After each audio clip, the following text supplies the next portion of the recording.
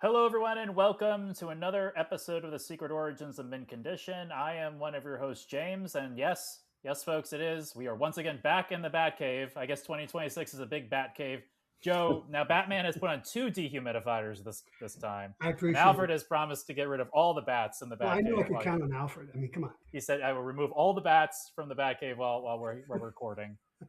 Bruce is out on patrol, so we get to sit like in the main area where the computer is. And he just said, "Don't touch anything. Don't Yeah, touch well, anything." So, we get vaporized. and as you just heard, audience joining me back in the Batcave is, of course, Joe. Thanks, James and hello, folks. How you doing? And rolling back in also into the Batcave is Chris. Hey, y'all.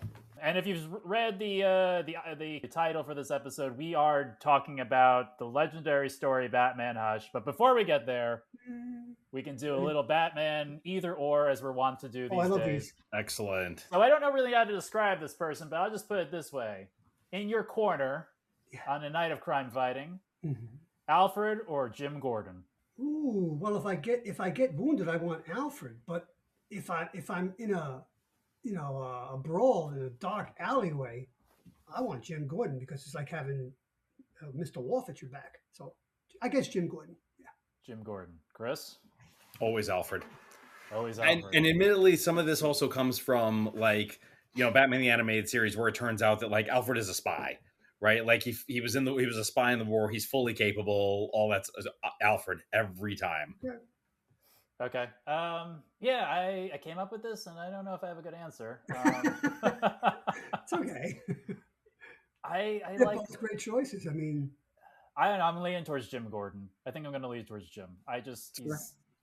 He's a man on the street. I mean, not that Alfred can't. I mean, Jim's not a bad choice. Alfred's supremely capable.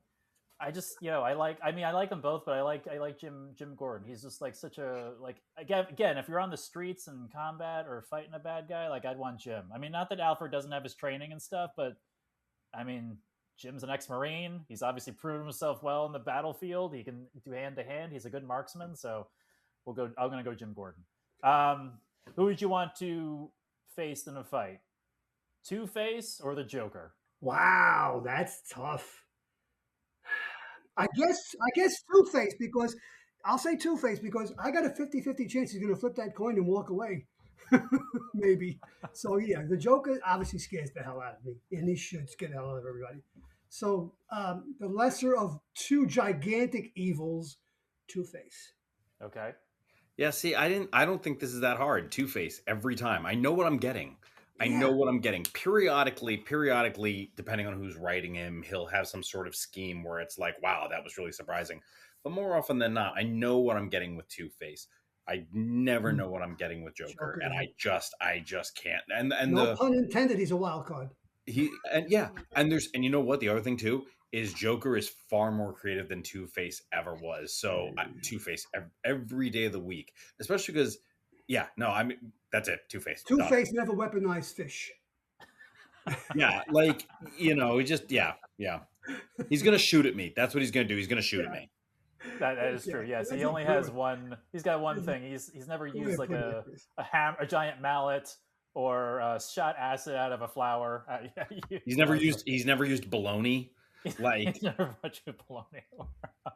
I'd probably have to go Two-Face too. Again, you get like a 50-50 chance of it working out, and usually he's pretty standard of how he's going to attack you or what he's going to do to you. Yep. Also, as long as you haven't you don't have a long-standing rivalry with him, if he wins, you're dead fast. That is not true with the Joker. No, he'll torture the hell out of you. Well, Harvey's also like a businessman too. You can possibly negotiate with with Two-Face. That's true. If the money's right in some stories and he gets what he wants out of it, he's willing to negotiate with you and if he gets his end. Yeah. All right, and last one could be up for debate, but I'm not current continuity. We have to be an either or. Was Barbara Gordon as Batgirl or Barbara Gordon as Oracle? As a reader, what for Batgirl, for Barbara Gordon, what do we like better for the character? As a reader, I find her more interesting as Oracle. I like the whole idea of Oracle. It was very unique at the time when it was introduced. Way ahead of its time with the digital media and being able to communicate with people wherever they are. So I thought it was a very, very inspired creation, and coming off of the terrible hands, terrible tragedy at the hands of the Joker. So I would say Oracle. Yeah. Yeah, so for me, as a reader, I think it depends on what I'm reading. Like I really enjoy her as Batgirl while I'm reading Nightwing. I like the Mhm. two of them working together. But one of the things I really really enjoy about Oracle versus Batgirl is in the grand scheme of things, there's nothing special about Batgirl. She's a background character when you're doing like JLA or a big crossover event, whereas like as Oracle, she orchestrates all the different logistics. She's also, I Mhm. think, more interesting as Oracle with Birds of Prey. Mhm. So Good so point. for me, I think generally, like overall, I'm with you, Joe. I prefer her as Oracle. When she's with the sort of the Bat family, I think I prefer reading her as Batgirl. But overall, I think Oracle is a more compelling character because you have to get more creative with writing her. Yeah, definitely. Yeah, I think I like Oracle too. I mean, yeah, because she's not just the lead coordinator for the Bat Family. She's the lead coordinator for the Justice League, Yeah, like exactly. and for heroes. Speaking I of think Justice League, right? yeah, she's like Yeah. coordinating. I mean, I know it's an old book, but we recently read it. On Final Night, she was doing the coordination for all the Right. teams Right. on Earth at that Yeah, time. the So world was coming to an end, and she's the one who's keeping them all informed, right? Yeah, yeah, that's Yeah. yeah. big And I think time they still stuff. do that too. I know now she can go back and forth, kind of. She can be Yeah. Batgirl and she's Oracle, but Yeah. which is sort of the best of both worlds, I guess. But speaking of which, that leads us into our book, of which all of these things have come up, all of these Yeah. Talk characters. about back in time, older than I remember it being. Yeah, so let's dive into Batman Hush. This came out. I should have my notes. Joe, you got flashbacks. When was this first Yeah, published? Or it's Chris? issues 608 to 619, covering 2002 and 2003. Okay, so this is our prime time in the store, at least for me when I was working at the store. And I don't like to. I don't like to be negative, obviously, on this podcast. And there's like people either love this series or they think it's overrated. So I don't like to be negative, but I am curious, like for both of you as starting out, looking back at it for this period of time, where do you rate it in either top 10, top 5 Bat books? Does it make that? Where would you place it in the pantheon of the Bat stories that you love, the Bat stories we've talked about? Well, it's as you know, my favorite Bat story is Batman Year One, and then I would say it has to be Batman The Long Halloween. But I'm gonna be controversial here, and I like this story, and I like it better than The Dark Knight Returns. I still have problems with The Dark Knight Returns. I really do. It's way out there. This is not. Although this is like a greatest hits. This is like an album almost, like Yeah, a yeah. greatest hits album. Which you do want to talk about that too after we Yeah, get yeah. it's definitely in the top 10. But maybe I'm trying to think what else comes before come before this. Um, I think Public Enemies. I love this. That's Superman and Batman, but I love that story. So yeah, there's a few that would come. Maybe 3 or 4 that would come before this, but I enjoyed this. I hadn't read it in years. Artistically, now this is your favorite artist, Jim Lee, right? Artistically, it is a gorgeous, gorgeous comic book. One of the most beautiful comic books I think I've ever seen in my entire 60 years of reading comic books. So I got to give it props for that. Yeah. So that's where it sits with me. Yeah, I'm going to talk about that. Yeah, we're definitely going to get to, my I think thoughts on that. But Chris, where would you? So Joe, this is definitely in a top 10 book for you. Chris, Oh, without a doubt, yes. Where would you place this in the pantheon of Batman stories that you enjoy? Yeah, so I mean, I think it was definitely top 5 when I first read it. The first couple of times I read it, because I reread this book a whole bunch. But looking back now as I reread it, top 10. I do enjoy it, but I also think it's overrated. Okay. That said, I think it did a lot of good things for Batman at the time. So I think I think it was important from a, I don't want to say marketing standpoint because it's not quite that. It's important from like a gosh, how would I put this? It's important from the standpoint of it brought people into the world, into the book. I think the artwork was a gateway for a lot of people. So I Very much so. think that Jim Lee's work and the story, like seeing all these different characters, I think that was a good gateway book for a lot of people. It was a good way to get a lot of people invested in Batman. But reading it now, story wise, like there's not a ton for me that sets it apart from a lot of other bigger Batman stories. because a lot of bigger Batman stories, you have this. It's not like the first time these characters have worked together, good or bad, right? It's not the first time that we've seen some sort of big scheme to take down Batman / Bruce Wayne. It's not the mystery itself is not particularly compelling. Is it interesting? Sure. Did I guess these things were going to happen back then? No. And it's important to remember too that at that time Jason Todd had not yet come back. Yes. Right. So there's context there that I think is important. But was it like one of the better mysteries? It was not. But I still enjoy it.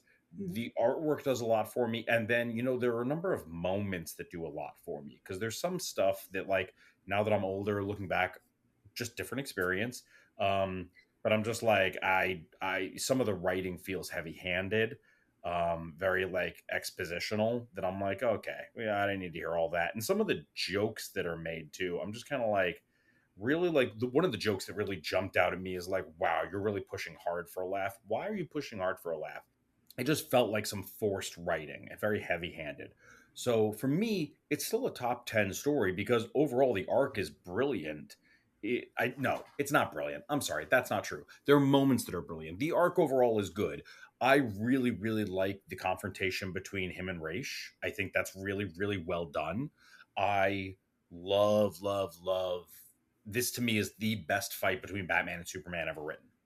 Easily the best fight between it's the only one that really gets it right, which is Batman is holding on for dear life, and that's with Superman holding back. Like, it's the only fight that actually makes sense between Batman and Superman. So there are a lot of things the book does well, but yes, I think, in short, overrated, but still part of my top 10. Okay. No, I like that answer a lot, and it's very good system. Which we'll get back to, but that Batman Superman fight is also the comparison. Like, deep down, Bruce is a good, deep down, Clark is a good person, and I'm not. That's the deep down. Well, because you get that one, and then you also get the whole, and you say he's the best at what he does. I said he's the best at what he does, not the best at what I do. You get a couple of those back and forth in the fight that is really, really nice and sticks with me after 20 years. 22 years. Yeah. I mean, Jeff Loeb is obviously, he did The Long Halloween. He did a lot of, he did a lot of great books, and he clearly knows Batman. Yeah. He writes Batman well. Yeah. So my thoughts on it are, it would be my top 10. Again, was like, as you said, Chris, you point out some great points. This is like, it's almost like Nightfall in many ways. All the same villains teaming up together, take down Batman one at a time in different ways. So is the idea unique? No. And Joe, as you mentioned, Long Halloween, Loeb previously did this, where we had a bunch of singular villains per month giving Batman a hard time. It's just, he's like respinning it. So was the mystery... I mean, I think at the time, though, with the last issue, again, spoilers, audience, if you haven't been spoiled already, if you have not read Hush. It's been a couple of decades. That's on you, bud. Pause it, read it on Hoopla, our non-sponsor, and then come back and listen to us. Yeah, so buy the deluxe edition like I did. I think buy the hardcover edition. It's worth it for the artwork. It really is. Even if you're not a big fan of the story, it's worth it for the artwork to like have a physical copy of the media. Yeah, but I think finding out the Riddler was behind the whole thing was a little bit surprising at the time, given like the Riddler's thing. But like, as soon as you introduce like Tommy Elliott and this guy with a bandage, it was like, it's Tommy Elliott, right? Like it's sort of like, you introduce like this random character that Bruce has never spoken about, and then you introduce a brand new villain that shows up out of nowhere, and it would have been more of a turn if Tommy Elliott actually did get killed in that alley, and it was him, and he was out of the story quickly, but. I'm not going to tell Jeff Loeb how to do his job. I'm just making a comment, many years later about a story I recently reread. Dear Jeff Loeb, this is James. So it would still be in my top 10. Is it the best Batman story? No, but I think it's a solid Batman story, because you get a lot of highlights in here. You get to see the entire Rogues Gallery. You get to see most of the entire Bat family. And it's actually at a good level. Even though like the writing's heavy-handed and some of the jokes don't land now or may not land with the audience, I think it's a good sort of entry book for a new Batman reader if they wanted to, just to get like a taste of it. If they were like, I just want to see Batman. Yeah, do Batman. If I want to see Batman do Batman things, this is a great story to watch Batman do Batman things. To all his Rogues Gallery, exactly. Yeah, it's a checklist of Yeah, so I think it's the greatest hit book you could give to somebody new to Batman or interested in what Batman's about. And then obviously anything after this would just be like an enhancement. If you give someone this and then they read The Long Halloween, it'd be like, wow. But I kind of want to, Joe, as you said and Chris, you said the artwork. I'm, I wouldn't say I'm a comic book art historian. I leave that to Joe and Richie, really. But I would say that this is Jim Lee's high point, and this is not to say Jim Lee still not doing great work or still can't do great work. But in terms of like the work I've seen him do previous to this, and the work he's doing now, I would say this is like peak Jim Lee artwork. Like this is the best. Or I think this is like the highlight. If I was to like say what is the quintessential like high Jim Lee, I think personally this is like his best work. I mean, not that Jim Lee's work is ever bad, but if you look at his X-Men stuff compared to this Batman stuff, it's just such another level above that. And Joe, you can correct me if I'm wrong. This is like him drawing Batman for the first time, right? I believe so. I'm pretty sure. I don't. I could be wrong about that. I didn't check. I should have checked about it, but I believe so. Yeah. His craft. Obviously, as he's continuing to work on the X-Men, he's refining his craft. And with this book, he is the anatomy. It seems to be a little more under control than it was with the beginning of his X-Men series. The storytelling is excellent. It's very cinematic at times. The double page spreads are beautiful. And this is in continuity. I forgot that at this time Luthor was president of the United States. I know, yeah. Natalia was the head of Luthor Corp. Like, blew my mind. I thought when he went to Luthor Corp, I thought it would have been Mercy, but I thought, oh no, it's not Mercy, it's Talia. I remember that. The detail in the artwork. I mean, when Batman, you could point to all the action sequences, and they're incredible. His Killer Croc is horrifying, really horrifying. But where is it? It's got to be at the end of. When his bat line gets busted, and he's this 2-page spread of Alfred working on him in the Batcave. Yeah, it's incredible. It is incredible. The way it's lit, the colors used are just basically green, blue, and white, and the detail. It's amazing. It reminds me of a Bernie Wrightson Frankenstein panel with the level of detail in it. So, good. I didn't think of that. I like that. Yes. But yeah, so this is like for me peak Jim Lee. I mean, other people might disagree. I think this is peak. I think it's also like you can feel the excitement. I think at least for me as an artist, the fact that he gets to play with these characters that he's not gotten to play with before, and he gets to play with not just Batman and the Batman Rogues. He gets Superman in there as well. Like he gets to play with the two, even Lois Lane, and he's. I can just feel the enthusiasm for him drawing this book and doing these 12 issues. You can feel it, at least for me personally. I mean, we could always debate about it, but I also think that this is like a definitive Batman, comic book Batman to me, is his Batman.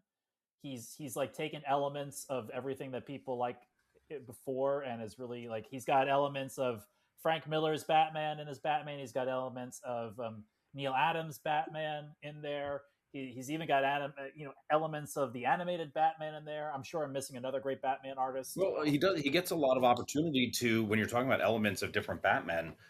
He gets to look at all the Batmobiles. That one panel, all the different Batmobiles. That it's like he gets to play with different vehicles, and that was fun. It was fun. We'll take the car. Which one? They're action-packed panels. They're action-packed. Yes, he's like George Perez. There's no wasted space. No, but and don't get me wrong, I really, really enjoy him. Honestly, like I liked, especially at the time, the way he drew most of the women. Huntress was too skimpy for me. I was just like, wow, this doesn't. Why is there a cutout around her navel? That's really okay. That makes sense, right? But most of the women at a time when most of the women are going to be like scantily clad in comics, like more so than now, as they've sort of a lot of artists have course corrected.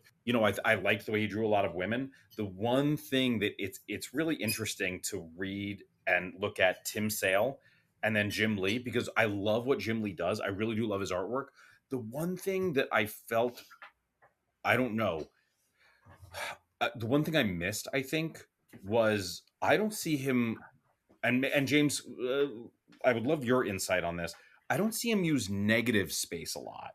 And that's something that I've come to appreciate, that other artists, and especially, again, thinking of like my favorite artist, Tim Sale. Tim Sale uses negative space really effectively, But Jim Lee, like while he fills everything up and it's gorgeous on the eyes and everything, and it's very creative, and you get to look for little Easter eggs and stuff like that. He doesn't really. It feels to me like he doesn't really use negative space as an artist. But I don't know if maybe I'm just being short sighted here, or I've got No, blinders on, or what you guys think. I didn't think about that, Chris, but you're correct. He doesn't use negative space the way Tim Sale or Chris Samney or Alex Toth or Darwin Cook. I think, especially Or in this Bruce book, Tim. or Bruce Tim. Thank you. Yeah, exactly. Their storytellers. Not that he's a good storyteller, but he's more of an illustrator. I think that's what's happening here. That's why you're not getting the negatives. We talked about even John Byrne, who's using his negative space at times in his Man of Steel, if you remember that. So yeah, that's a good point, Chris. But I guess I don't know. I'm trying to think now, and you would probably know better because he's your favorite artist. Has he ever used that technique? Has he ever applied negative space to any of his stories, and maybe in the X-Men? I don't know. I don't remember. Not to, I mean, listen, he uses a lot of black in this obviously book, like from the shadows and stuff. But I think he's not.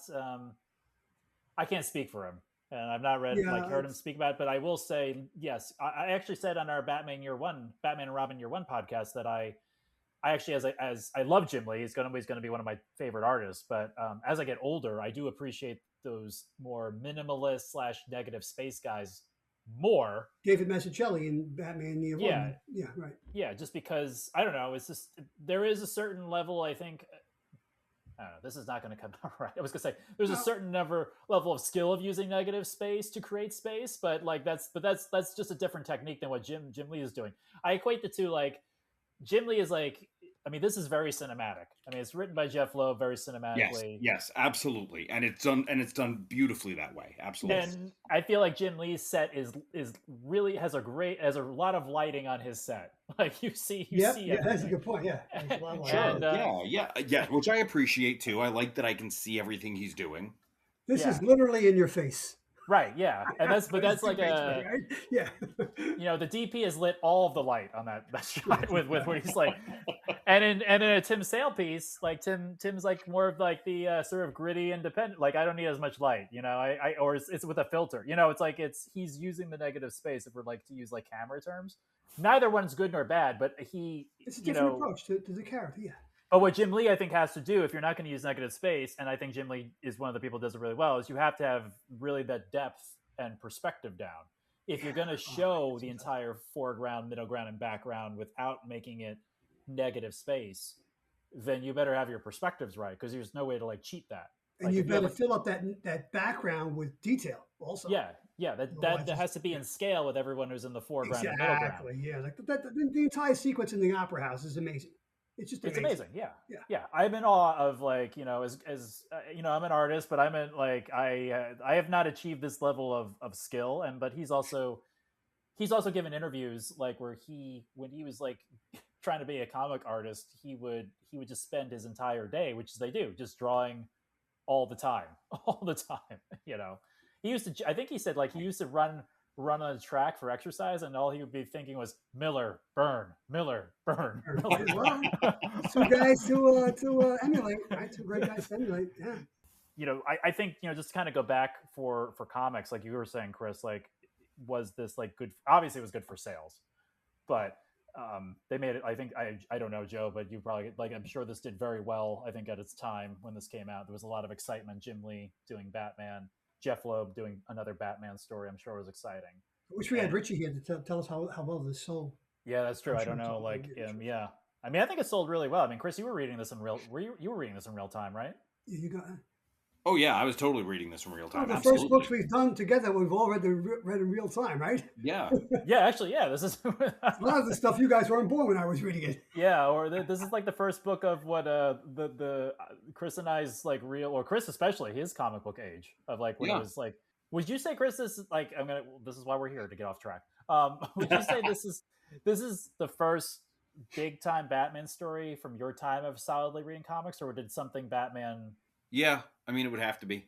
I can't remember which one of these came first. I'm pretty sure this came before Bruce Wayne Fugitive, though, right? I believe so. Yes.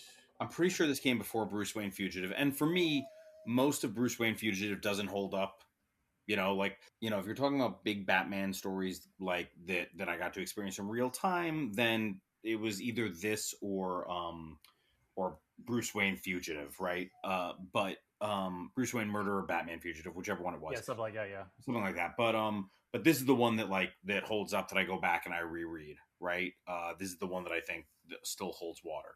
So yeah, this might have been my first like big, not just Batman story, but like big story overall, like ongoing story that I read. I don't count the JLA stories because most of those topped out at like 6 issues. Yeah, they weren't a dozen issues. That's right. And none of them were, universe altering. I think the first,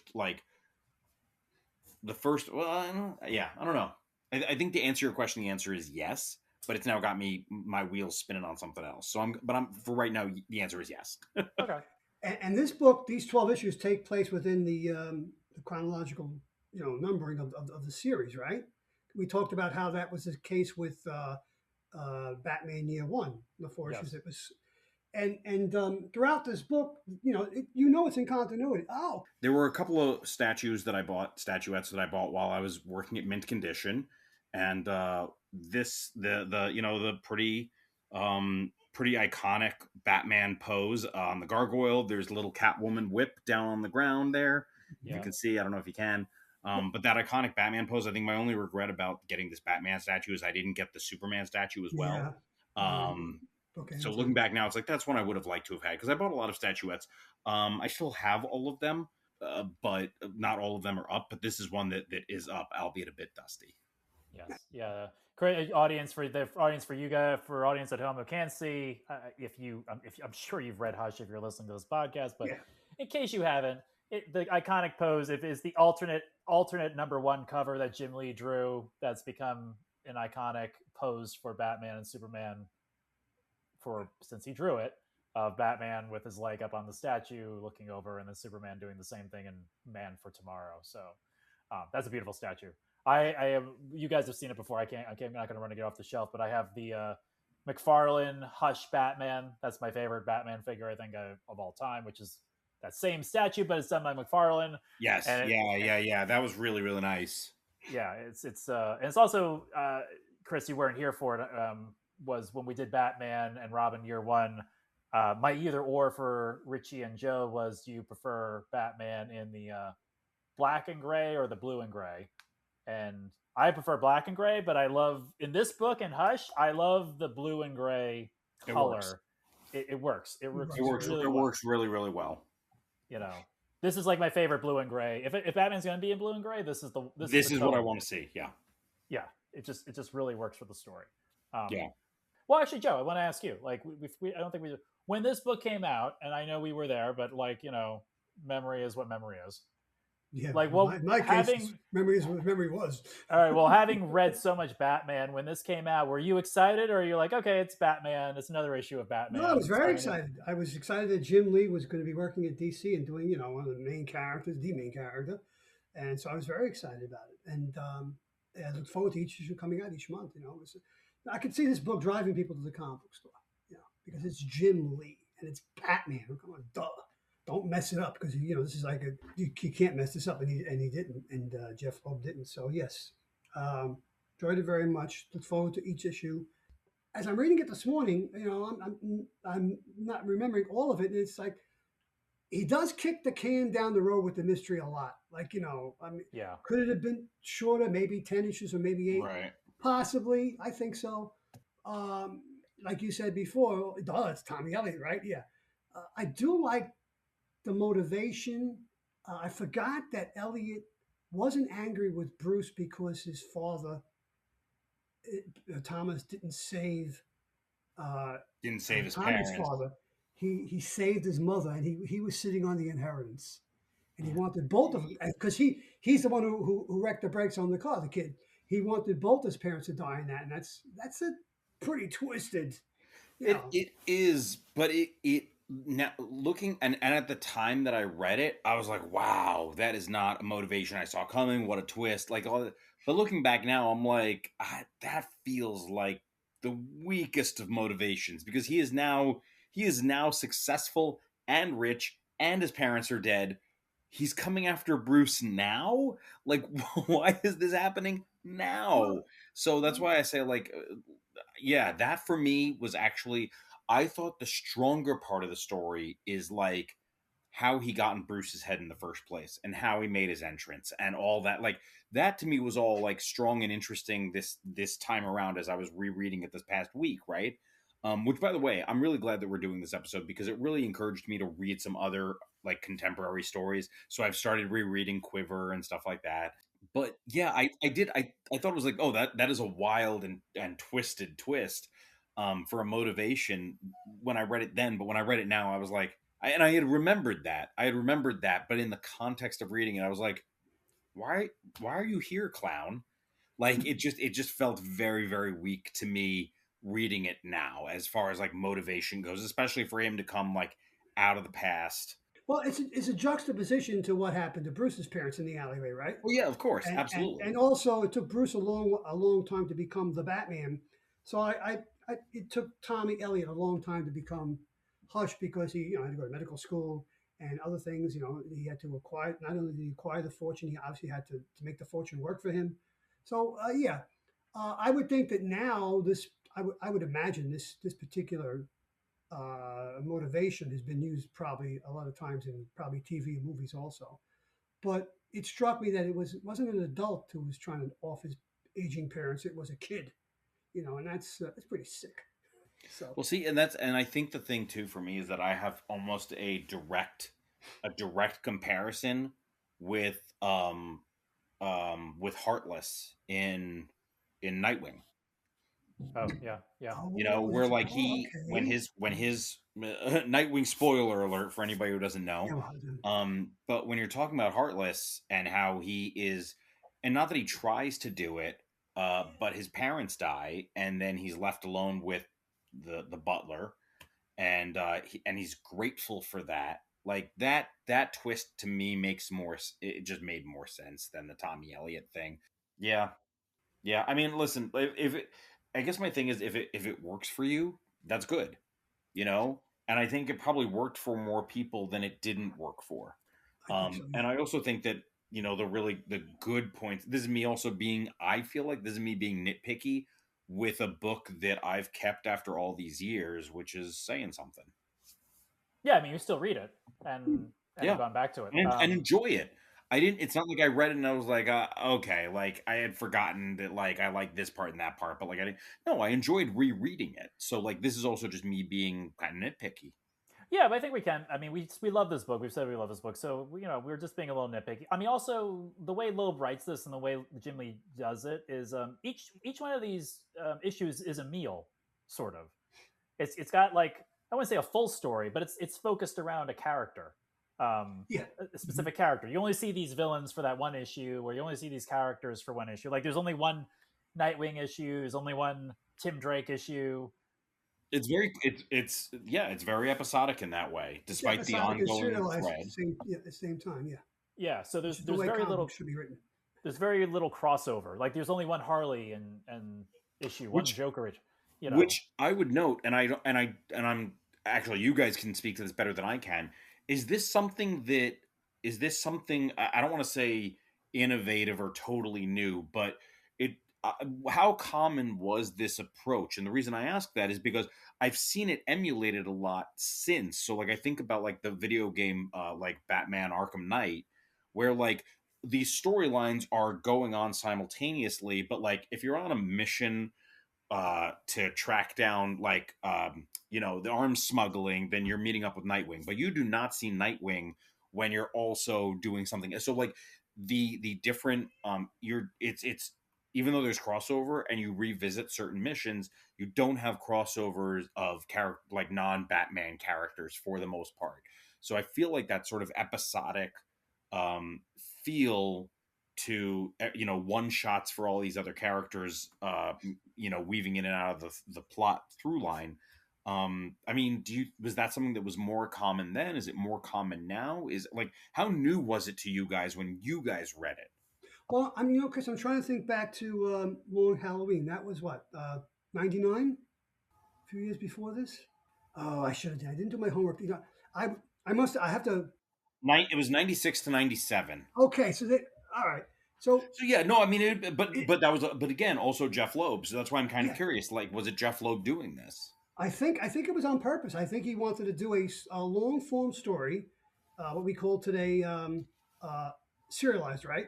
But I think he's from an era where episodic storytelling was still uppermost in his mind, and I think he in Long Halloween and in this, I think he takes it a step further in this one, where he's able to accomplish doing both. So more kudos to him for that. Um, we think when I think of 12-issue maxi series from like the 80s, you think of Secret Wars, but the characters are in every issue just about. There was a villain issue, there was a Doctor Doom issue, more or less. You think obviously we finished our 4-part extravaganza of the Crisis on Infinite Earths, but there wasn't whole issues with devoted to one character, right, James? I don't think there was. Wolfman and Perez, like they chose their buckets of characters. Yes, yeah, There was multiple characters, but they were specific groups of characters. yes.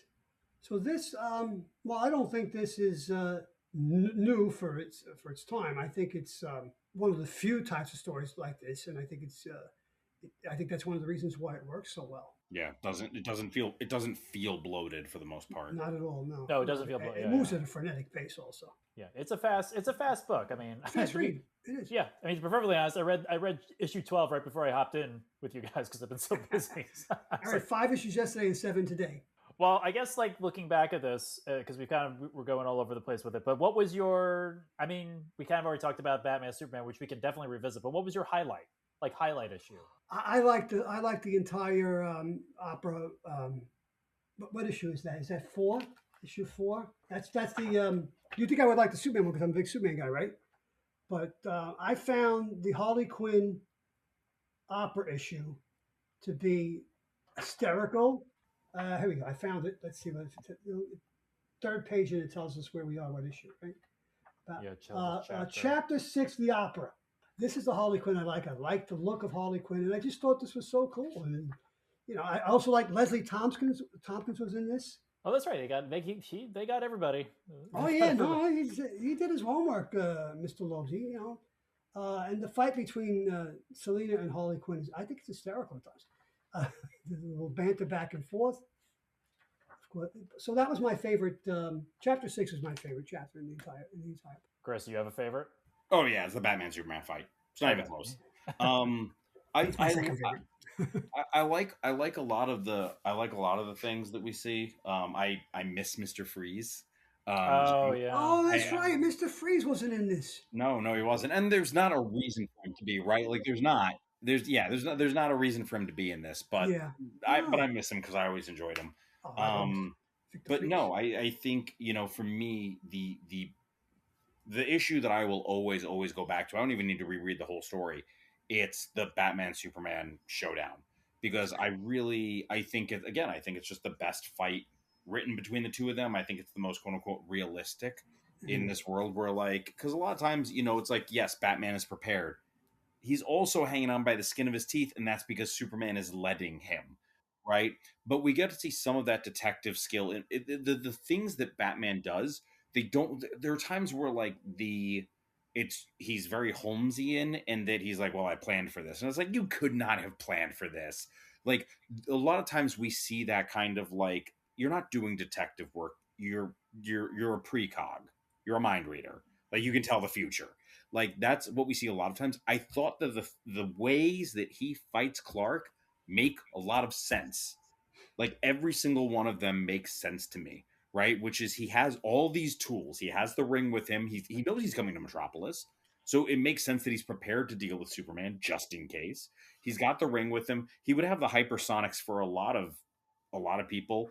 The electric, like all the different attacks he uses. I love that he lies to him about opening the gas line, and he doesn't. And it's not like that goes for a very long amount of time. But also, that Clark is under the control of someone else that he's fighting, and he's distracted because he would be able to smell that there's gas. He would be able to smell there's no gas, and then he'd be like, "You're lying, right?" But Batman Batman knows he's distracted. He's counting on it, and all he's doing is buying time. He knows he's never going to beat Superman. He knows that. That's why he sends Catwoman off to do the thing that's going to ultimately break, because he knows he can't beat this out of Clark. So I love like the whole approach that he takes, and he does have some of those really good quotes. I like how he says, my hand can't take one more hit, and then he punches him and basically breaks his hand over it. Even with the Kevlar, he's like, I can't do I can't right, I can't keep doing this. So I like that he's very calm, he's very collected, but like, how frequently do you see internal monologue from Batman that says, no, not him, not here, not now? Yeah. Like, he obviously does not want this, but he knows he's going to have to do it. There's no panic. That's the closest to panic you're ever going to see Batman, and I like that we get that insight. So for me, hands down, plus some of the visuals there of like Superman standing over Batman with his hand around his, like, the cover of it, there were a lot of really, really good visuals in there that I think really work, and the whole thing just really flows well for me. The gas line is almost a callback to Man of Steel when they first meet up in Burns' Man of Steel. Batman says, "If you try to take me in or haul me away, I got a bomb that's somewhere in the city and it'll go off automatically." And Superman falls for it. You know. Yeah, because he does. Because he generally sees the best in people and trusts people and all that stuff. And like, he doesn't think, like, there's something about him that I really appreciate, which is that, like, for him, it's a bigger deal if you lie than do the bad thing, right? Yeah, so, like, that's exactly right. Realize maybe until now that Lois was intentionally trying to jump, right? She like knocks Catwoman off. Oh yeah, no one's going to manhandle Lois Lane, not even Catwoman. Come on. Right. I don't think I picked that up when I first read it, like back in the day. You could have gotten No, Lois I didn't. killed. I didn't. Well, I believe in you. Yeah. Clark, but you could have gotten Lois killed. He goes, no, I believe in you.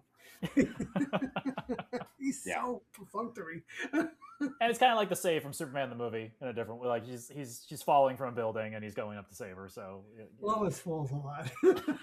and one of the best things about the fight is a surprise. The dog shows up. Crypto. That was cool too. I do really appreciate that. That's how they find Poison Ivy. Yeah. It's Crypto. That completely. What about you, James? Which one's your favorite issue? It's tough. I mean, I kind of like. I know it was novel at the time. I don't know, for some reason I do like the reveal of Jason Todd as possibly. I just, at the time I remember reading it, I'm like, oh, that's pretty. Are they? I remember. I think what I remember reading was like, are they doing this? Is this what we're doing? Yeah. Are we bringing Jason Todd back from the dead with a Lazarus pit? I was like, that's pretty. That would really mess Batman up. So I think when the panel was revealed at the end of that issue was, where it's Jason Todd, I was like, this is interesting. This is clever. Yeah. I had not thought about it. Nobody's done it before. Again, this was a time before everybody was brought back from the dead in some manner. Yes. And Jason Todd was dead and he was not coming back, and they had not thought about bringing him back. And so I kind of like the issue. I also like the way that issue is colored. It's like the animated series red background. They had a lot of like red at nighttime, and I kind of like the outfit they put Jason Todd in. Like, if he was like, it's Hush's outfit, but at the time we didn't know that. It was like, what an older Robin would be dressed like for him. So I thought that was cool. And I always enjoy some Clayface, even though we don't fully see Clayface as Clayface. We just see him transform. A little bit of clay here and there. That's about it. A little bit of clay here and there. So I think I like that issue. But again, all the highlights. I mean, I also really like, as you pointed out, Chris, I liked a lot of parts from the race. I especially like that. Catwoman is fighting Lady Shiva, and then at the end, Talia hits Lady Shiva with a chair. Yes, it's just utter mayhem. Very WWE. Yeah, I completely forgot Lady Shiva was in this too. Yeah, I had forgotten. I had forgotten about Lady Shiva. I will really quickly. I do like that was one very nice bit of detective work that we get to read, which is that Batman starts to suspect it's not Jason Todd when he recognizes it as Nightwing's fighting style. Yeah, that's cool. And I really, really, and then the justification for, why didn't they have him be the age that he was when he died? And it's like, no, they just need to see just enough uncertainty with me. So they made him older. all of that. I really, I did like that. So I did like the reveal of Jason Todd, especially at the time. Now I knew it was coming, but I'd forgotten about that justification of like, this is what made me think this isn't Jason, because that's not how Jason fought. And I think this book, if I'm correct, actually planted the seeds for the return of Jason Todd, because there was enough interest. Yes. Yeah. I think so. Yeah, I'm sure it did. I also kind of like that whole ruse that Tim and Batman play on Selena. Like that's again, I forgot that. I fell for it this time. I forgot. I did. I fell for it too, and I'm like, he didn't tell Tim. Like I was Tim is not in on this, and I'm like, oh yeah, he's of course third. Yeah, but later on that issue in that particular chapter, she's still like, get away from me, kid, you bother me. Well, he does that. So he does that in the animated series with Nightwing with Catwoman. Yeah. Yes. Yeah. So I do. I like that, because it's not something that I think is overused, but it is that reminder of like, no, I mean, Tim has his trust, and Right. and so I and especially because like it's so out of character for Tim to behave that way anyway. Yeah. But the first time I read it, it got me. I thought maybe he was being mind controlled at some point, like other people were earlier. I was saying, this doesn't sound like Tim. It's years before it happened, but he's acting a little bit like Damian. Yeah. He is. Um, There's a reason I knew it annoyed me. yeah. But I like. There you go. And I also like that in Batman's monologue, he what we were talking about recently with the our favorite Robins. Bruce openly says he might one day be a better detective than me, or he will be a better detective than me. He says he will. He will, yeah. So I think this might be the first time that they acknowledged that. Yeah. That it was great. I really appreciated the Robin episode. Like, I would have liked more of Robin, but I like I said again, this is like the greatest hits. Like, they're doing a lot of things in this book that I appreciate, and as you said, Chris, it's in the top 10, but not all of it possibly works together for all the things they're doing. I mean, they're trying to tell a mystery, they're trying to do the greatest hits, they're trying to give you everything that's Batman, superhero action with detective work. I mean, they're doing a lot of things all at once, or at least Jeff Loeb is, and Jim Lee's trying to interpret it. And does it all work all the time? No. But and I'm glad you said that, because there's something I want to bring up. I want to pose a question to the both of you. Yeah. As we get further, we get to the last chapter, we find out who the real architect of this story is. I didn't have too much trouble with it being the Riddler, but here's my problem. And hey, Steve likes when I give him a shout out. So Steve Perel, if you're out there, maybe if James and Chris don't know this, maybe you know the answer to this. When you throw somebody dead into the Lazarus pit, they come out insane, correct? Isn't that established continuity? Yes. Mm-hmm. So the Riddler comes out, I wrote it down, Lazarus pit to cure his cancer, gave him enhanced mental clarity to deduce Bruce's ID. I'm sorry, I don't believe that. That doesn't ring true for me. Now, is the Riddler insane? Because he's in this Arkham Asylum. So if you throw somebody, I think they might have done a story where he threw the Joker into the pit. They did. Yeah. And he came out and was like horrified at all the things he had done. Okay, yeah. So I don't know if that was established before this or maybe established after that, but I just thought that was a leap of faith that they wanted the reader to take, that all of a sudden the Riddler had mental powers to deduce one of the greatest secrets in the world. So I found that a little bit off-putting. It didn't destroy the story for me. It's still in my top 10. And earlier in the I forget what volume it is, when he runs into the Riddler. Batman says, how come he's not part of this? Does he even know about this? Is it like a throwaway villain?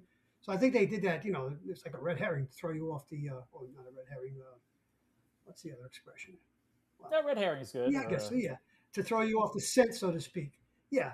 So I didn't have a problem with the Riddler being the architect, but I did have a problem with the Riddler coming out smart out of the pit. Yeah, I mean, I don't know where the Riddler falls on the scale of lunacy and insanity. I mean, if Joker is like a 10, I don't know where he's Riddler up there, falls. but he's not close to the Joker. Maybe he's a 7. I didn't bump into it that much. Again, I just read it seconds before I jumped on this podcast, so I didn't have a lot of time to reflect on it, but I didn't bump into it enough that it jolted me out of the story. Though the Riddler thing at the end kind of reminds me of again, I'm going to spoil Guardian Devil for people who have not read Guardian Devil. Why not? It kind of reminds me of the Mysterio storyline, where Mysterio's like, I've always been a third-rate Spider-Man villain, so I thought, why not be a first-rate Like it's sort of like Riddler's like I'm always getting punched around, and they made the Riddler because the Riddler, like, who cares about the Riddler? Like, Riddler is not like a threatening villain, at least in our modern times. So this was like No, the at this first. time he wasn't. It was Joker, Two Face, and the Penguin. Because the Penguin, at this point, was known to be an organized crime leader. Right, So he's a gangster. he's a gangster. Yeah. He's Oh, a full-on gangster. Yeah. I can appreciate that. I was just rereading that. I was just rereading that one part. And what he says is, the madness of the Lazarus Pit gives you a certain kind of clarity.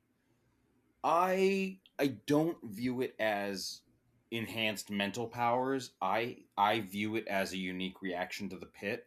I don't Okay. necessarily have a problem with it exactly. Like, the fact is, I mean, more people really should have figured out that he's Batman by now. Yeah. So I don't think it bothered me that much. But I always enjoy him as somebody who's frustrated by the idea of being second fiddle. I like in the animated series when he is apparently reformed, and he knows that Batman's going to catch him sooner. He says he's right, he's talking to his henchman. He's like, he's right, sooner or later, Batman, he's going to catch me. And then one of his henchmen says, don't say that, boss. Now you're talking crazy. And he's like, don't you ever call me that. I fooled everybody, the parole board, the cops, the doctors, just Batman. He's the only one worthy of the game. And so I like this idea of him as sort of like second rate. Like we see it in Kingdom Come. He's sitting at the table, but only as a guest of Selena Kyle. And I think that's hilarious. Like that's a spot he occupies. So like, I'm fine with him figuring it out. I don't necessarily have a problem with it because he's always been like smart, but I don't know. Looking back, I think I wanted a little bit more of a sea shift from a story like this, or you know what it is. I think without actually going back and really looking at it in my mind, it marked a sea shift in Batman, but it doesn't actually do that in the comics. Aside from Catwoman's new costume. And the fact that like she and Bruce have like an ongoing like kind of romantic kind of team up thing going, and Catwoman is kind of trying to do the right thing.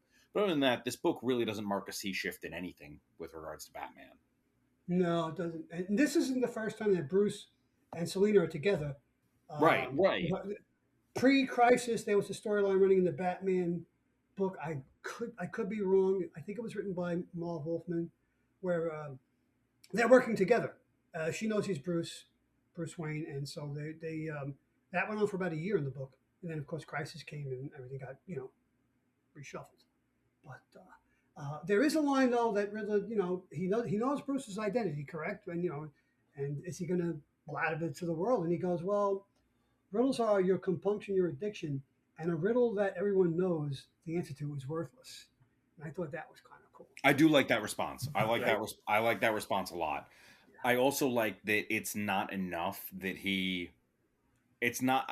I like the little jab of like, but why bring Jason Todd into it? What's Batman's greatest failure? Boom, punch him in the face, right? Like that's yeah. I mean that's. Oh, that reminds me, like that we do get other nice moments, like when Catwoman punches Poison Ivy and Superman says, "Was that necessary?" And Bruce and Selena both look at each other and both say, "Yes." Yeah. That's right. I forgot that. Good stuff. Joe, I don't really know the character. I haven't read enough stories or any stories of them. Was the death of Harold, was that like something that you? I'm glad you asked that because that was the next thing I had circled on my. I was touched by that. Harold was introduced way back in Question Number 3, December 1989. Then he moved over to the Batman book because Batman needed a mechanic in the cave, and Harold was mute, and he had a deformity. He was kind of like the Hunchback of Notre Dame. I was sorry to see Harold used like that, and then to be also perfunctory. It was just it did get to me. It was the one moment in the book that actually got to me. Got to you in terms of like it was sad to see the character go. Yes. Sad that they portrayed him. What like they did to him, they used him. They used him as a vehicle, obviously, to set this whole thing up through Tommy and the Riddler, and then he's off to he's just this guy was worthless to begin with, so let's just put it off him. Wasn't worthless to Bruce. No. So no. It was a bittersweet moment. It was a terrible moment, I think. Yeah, to be honest. Yeah, Harold. Allnut. Alnut? Yeah, Harold Alnut. First introduced in the question number 3, 1989. Yeah, I've not read enough stories. I think he might was he in the Batcave during Nightfall? Maybe that's the only time I've read the story with him. Yeah, it's possible. Yeah, because that would have been the early 90s, right? I feel like he was in a Night Maybe Quest 3. story. Like maybe Yeah, if not in Nightfall, I he think was so. in Night Quest. I think he was too. Yeah. So he was Again, like, Steve, if you're out there, please. yeah, I think know. that might have been the only story I've read peripherally with Harold in it. But yeah, I think, like I said, I don't know. Have either one of you watched the animated Hush movie? Yeah. Yeah. It was fine. I didn't really like it. It strayed a little too much from the story. And what I learned is this just works better with Jim Lee's artwork on the page. Jim Lee's artwork does so much for this story, does so much heavy lifting, in my opinion, that the moment I was excited about the notion of it being animated, but then I did not like it. There's very few animated, quote unquote, Batman seminal stories that I think hit the mark. I wasn't happy with that one. I wasn't even happy with the Long Halloween, the 2-part Long Halloween. No, Long Halloween was not particularly. There was some stuff. I thought part 1 of Long Halloween was good. Yeah, okay. I thought that was done well, and then the wheels just kind of come off in part 2. So I had mixed feelings on that. I think the best one was with the 2-part year 1, but then I'm prejudiced because it's my favorite story. So maybe that's why. No, but I also think that was the one that they tended to stay closer to. But honestly, if I want a year 1 story in animated form, give me Mask of the Phantasm. Yep. There you go, Chris. Yep. Like that is good enough for me. That's the best year 1 Batman story in animation, without a doubt. Yeah. That's the thing too. I think is that none of this. There are certain stories that I want to see brought to the big screen, or I want to see animated, because I think that it's going to do something for me that the books didn't. Right. So I like sometimes seeing some of that in action. Like, oh man, I'd love to see Spider-Man flipping around. Like I don't, the printed page doesn't do it justice. So this is my thing about Jim Lee and Tim Sale, is that I'm not left wanting. I'm good. That story is perfect the way it is. If you want to make a live action version of it, like even if you're as true as possible to it, maybe it'll be really good, but I don't think you can make it better than it is right now. So I don't think you need to bother. I think a really, really good example of that is the live action How to Train Your Dragon. The live action How to Train Your Dragon is almost a frame for frame remake of the animated one. And that's part of what makes it so good. The couple of things that they change that they do like a little bit better, great. But also, I never needed the live action. I thought it was really good, and the only reason it was really good is because almost frame for frame, it's a remake. And I just I don't know that they can do that with the way that the comic books are drawn in these instances. And what I lose in Jim Lee's artwork cannot be made up by any amount of voice acting or anything like that. And also, I have the very great privilege of drawing on quite a lot of voice acting for these characters. So when I read it, I hear Kevin Conroy, I hear Mark Hamill, I hear Tara Strong, I hear all these, I hear Ephraim Zimbalist Jr., right? Like I hear all of these people. So I already get to hear the story. I don't actually need it animated. And I think that's part of the reason why like these stories didn't land for me when they were animated. Because they just didn't stand a chance. That's just my opinion. I don't know how you guys feel. No, I agree. Every time Commissioner Gordon speaks in the comic book, I hear Bob Hastings. From the animated series. Right. How do you not hear Bob Hastings? Yeah, I mean that's Jim Gordon. And every time Lex Luthor speaks in an animated series, I hear it's Clancy Brown. Yeah, it's Clancy right. Brown. Like, and there are other good Lex Luthors, but if I'm watching if I'm reading the comic book and he's drawn, I hear Clancy Brown. How could I not? Saying was Superman was a Tim Daly. Yeah. Yep. It's usually Christopher Reeve, no matter what the medium is. But and that's not the nice thing about Superman is you have no shortage of good Superman. Well, you got George Reeves, Christopher Reeve, Tim Daly, George Newbern. That's something about George Newbern, the Justice League Unlimited series, right? Right, yeah, he did just he was great.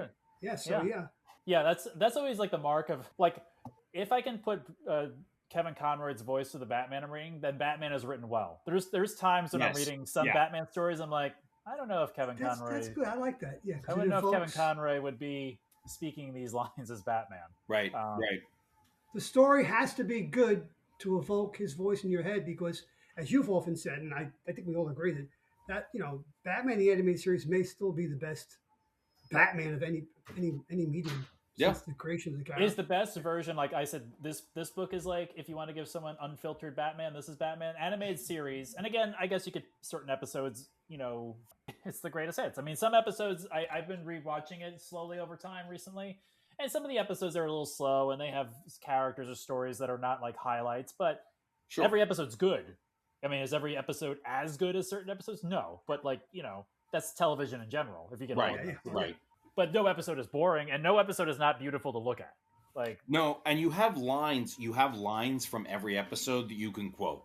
Why? Because even if they miss the mark on the plot, they do not miss the mark on the characters. That's right. And that's something that I think holds up in this Jeff Loeb, in this Jim Lee story, right? Is that like ultimately, even if I'm kind of like looking at the story and going like, the story is fine, all of the characters do feel like the characters. And so because the characters feel like the characters, I'm here for it every time. So I think that's a reminder to me that like, if you can be true to the characters, I am interested in a good story, but I will show up for this is the weird crossover we didn't know we needed, but it's the thing that I always thought was funny about DS9. Is that I would see a commercial for an episode of DS9, and it would be about how Jake lost his dad's baseball. What are we doing here? Why would anybody? And then I go and I watch the episode, and it's a great episode. Why? The story's not particularly that interesting, but the characters, man, they nail those characters, and that makes all the difference in the world. So even these episodes, and it happens in Farscape too, where some of these episodes are ridiculous, but if you can nail the characters, that carries everything else to a degree. Like, right, like some stuff you're just like, that just wasn't good. But I personally think that that's what we see in this book that is done so well. And part of why it stood the test of time, besides Jim Lee's artwork, is that all of these characters absolutely feel like the character. And I think some of that, what speaks to that possibility of truth is that even as we're rereading it, and some of us reread it more recently than others, some of us have read it more times than others, there were parts of the story that was like, I don't remember that happening. But we remember so much about the characters and the quotes in the book that it's like, these all feel like the characters. I don't feel like anybody really gets done dirty in this book. And nobody feels like they're just a throw-in. It makes sense for them to be there for the most part. Yep. James, if I may, tomorrow you're dropping, we're recording this on March 3rd, right? Yes. Today's the 3rd? Yes. And tomorrow you're dropping our Star Trek 2 yes. So what was the bulk of that conversation was the characters. We loved that movie because the characters were so true to who they were, and the story expands upon those characters. But when they spoke, when they acted, that was Kirk, that was Spock, that was McCoy, that was Scotty. See, there you go. Yeah, every story. I don't care what medium you're working in. If the characters don't ring true, then the story's going to fall apart. That's right. The rest of it falls apart. You have to write an immaculate story, and even then, I will remember the story, but I don't know that I'll come back to it. I'll think, oh, that was a cool twist, right? Like I'll think, oh, that was a decently written story, but your story has to be immaculate, and it can't cover up the characters. Whereas if you nail the characters, that'll do some lifting for your story. I mean, that's the heart of like storytelling, is like you have to nail the characters. That's probably the heart of live action medium, whether animated or obviously, any, like, it's if the characters' voices and especially the actors portraying it or the voice actors portraying these characters, they also know what these characters will and will not say. Yes. Yeah. And sometimes that will influence the writing and the performance, or behind the scenes, like, we wanted to go this way, and like, I don't think so. Like, this is not the character. When I think of Batman '89, Michael Keaton, I think of the scene in the Batcave between Bruce, Vicky, after Alfred blows Bruce's cover. He said it's not a perfect world. She goes, doesn't have to be. And he goes, well, I have to go out there. I have to go to work. He's out there, and I have to go to work. And that short little scene, those scenes like that in the film, they just speak so much to who the character is, who the Batman is. That's what I'm looking for, and that's what, like Chris said, you remember the big action stuff, but the character moments stay with me.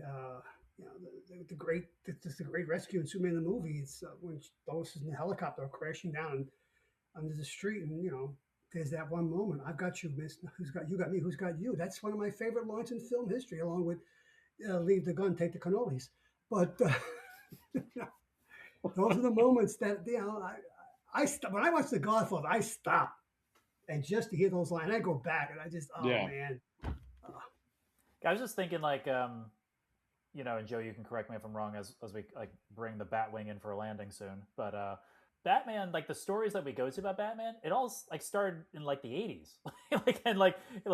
Best decade for comic books. I feel like this book, when this came out, I knew, like, I personally knew this will be like in a top 10 list. And prior to this, we had Long Halloween, and then prior to that, we had Lonely Place of Dying and Death in the Family, and you had Dark Knight Returns kicks it off, and then Batman Year One, and like, but all of those came out. I mean, it seems like a long time over the course of 20 years, but like none of the stories before the 80s of Batman are in the top 10 like collected works of like this. But that's not what they were trying to do either. Like at the time, that wasn't the format they were trying to give us. So like, I think you're right. But I think also just that wasn't how they were telling those stories just yet. I think the people who saw that the stories could be told that way were pretty visionary in that regard. Mm-hmm. Yeah. The stories that I remember from the 70s, from the Bronze Age, or the Joker's Five-Way Revenge, and then shortly thereafter that, or maybe before that, the reintroduction of Two-Face into the Silver Age, the Bronze Age, and both stories were by O'Neill and Adams. Batman stories that resonate for me from that period are mostly the Batman stories that were written by Denny O'Neill and illustrated by Neil Adams. I mean, not to tease it, but like this, when Hush came out, and then a book that we will eventually also do is JLA Tower of Babel. Like that was like a Batman story. Like this will be part of Batman's, like, he's not out running Tower of Babel Batman. Like we're not like this. Once that happened, and then also say like Justice League by Grant Morrison Volume 1, the first 6 issues. Like that has some great Batman stuff in it too, which I don't want to. We'll go into that too at some point. Yeah, it totally does. So. Like there was like, I think on our time, you and I, Chris, when we started reading books, like we got a few good, really Batman stories that are still like on people's lists. We got a really nice mix of we got these because it happened with Justice League, the animated series, that we got a good mix of stories that were good Batman stories and then fan service Batman stories. Right. And so, like, as a big Batman fan, it worked for me because, like, when you go back and start watching Justice League, before it becomes Justice League Unlimited, Batman is so ridiculously overpowered. You can tell how much the writers love Batman and don't really care about the Flash. Like, you can tell. And it's the same in a number of these Batman stories, that sometimes he was just overpowered or he's written as just total badass. But there's some fan service that happens there. So as a fan, I got my fill of like, this is like, oh, it'd be so cool if Batman could do this. Like there's an issue. I can't remember if it was, I think it was just Flash, where he is running around some sort of a monitor or a wristband or something. And he's basically cataloging all the metahumans. And it turns out that Batman's skills are so off the chart that he registers as a metahuman.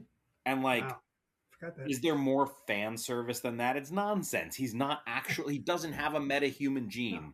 Like, it might actually make sense if he had a metahuman gene after all this time and is not fully human, right? But like, so there's stories like that. And then there are stories like this, where you see how vulnerable he is. And it's still a well-written story. So he's still a badass, but he's vulnerable and it's well-written. So we had a wealth of Batman, but also at the time we had what, probably 6 Batman books going, and then we had JLA, which was also in some ways effectively a Batman book. And then when he was not doing those books, he was guest starring in other people's books that we don't even mention.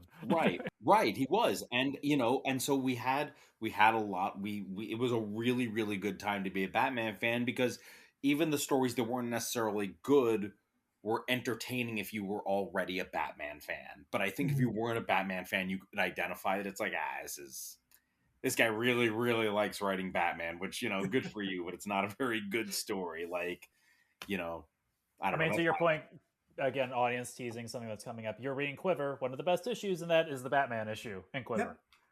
Yep. Yeah. Kevin Smith wanted to write Batman, and he wrote Batman, and we were there for it. We were, and you can tell, and I do always find that interesting. There are some characters that you can't tell whether the writer loves or is indifferent to this character.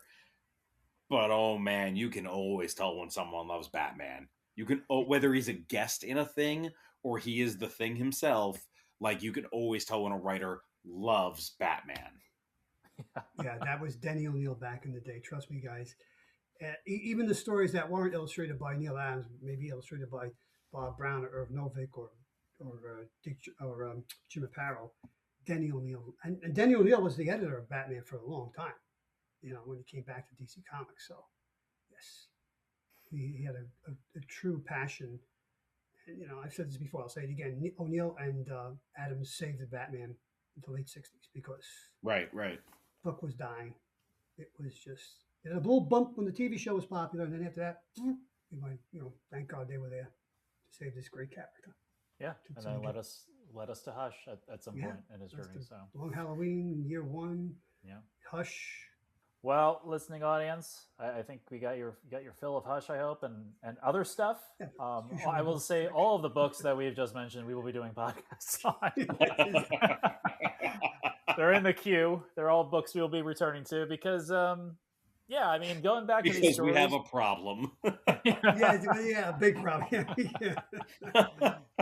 But I think it is like, you're right, Chris. This is like the first time we've read a book that took place in the time we were in the store that was coming out in real time that all three of us read at the same time. So it's Quiver nice. and Tower of Babel will also be stories that you read. Yes, we will have read all those at the same time.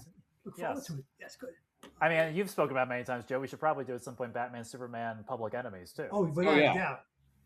That was a big one for me too. I really enjoyed that. Great story, and I think the animated movie was that was actually not bad either. The animated movie, I think, generally does it well, but I think the reason that one works is because the fight in the comic, we don't get what we need from it. Yeah, that's a good point, right? Yes, because I think that's what makes the movie is that fight. Mm-hmm. Stay tuned, audience. Stay tuned. Stay tuned. Listening audience, hopefully you've enjoyed this look back at Hush. As Chris said, it's on Hoopla. That's how I read it, even though I have also a physical copy because it was easier. But, it was easier, yeah. Joe has his hardcover. Is that the hardcover edition? This the hardcover deluxe edition. Yes. Which is that an anniversary edition or is that just? Yes, this was the 15th anniversary edition. 15th anniversary edition, so you can buy that. Like Hush is available everywhere. You have no problem finding it. You can also buy the compact edition of Hush for $5.99? DC Compact Comics $9.99. Yeah, $9.99. You could buy Hush for wow. for yourself. So you can go to anywhere you want to buy books. You can get the compact edition of Hush if they're selling comics. If you're in a Barnes and Noble, I think they sell them door to door now too. If you're interested, door to door. Compact DC salesman come to you or Batman salesman. So. If you have your thoughts about Hush, obviously, however you're listening to this, you can, leave a comment. If there's some late 90s, early 2000s Batman that we have not mentioned here that you'd like to maybe see us covered, because we've probably read it, you can put a comment about that too. But I could not have done this without my other host. So thank you very much, Joe. Thank you, James. I'm Batman. Thank you very much, Chris. My pleasure to be here. I'm surprised it took us this long to get to some of these stories, given how much we've talked about them in other episodes. But right. I'm here for it. So thank you. Yes, listening audience, tune in next week, same bat time and same bat channel, and we'll be talking about probably something not Batman related, but but we'll talk to you on the next episode.